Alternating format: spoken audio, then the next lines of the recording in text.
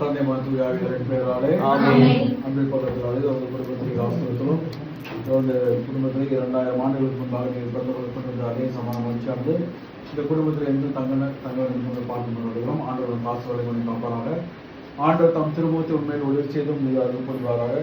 ஆண்டவர் தம் திருமுகத்தை பக்கமாக திருப்பி கம்மி தருவாராக. நாம் தந்தை மாத்து ஆகியோரின் பெயராலே